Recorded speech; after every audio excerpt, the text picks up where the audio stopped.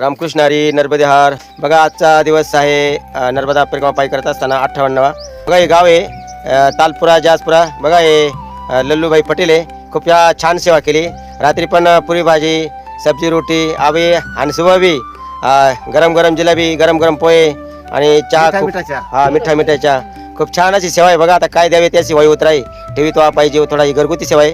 खूप या ऋणातून आपण मुक्त कधीच होणार नाही. परंतु नर्मदा माईची वाटे ह्या वाटेनं नर्मदे हार करत करत हो उतराई होण्याचा एकच मार्ग आहे फक्त नर्मदे हार.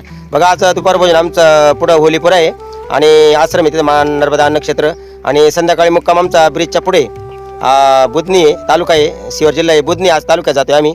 ब्रिजच्या पुढे एक नक्षत्र आहे आश्रम तिथं थाटलेला आहे खूप छान असा.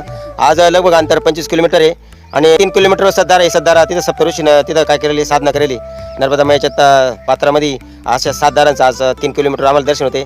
सकाळच्या आता 8 वाजलेले कारण याचं कारण जिलेबी बाबा म्हणजे जिलेबी खाल्याशिवाय जायचं नाही.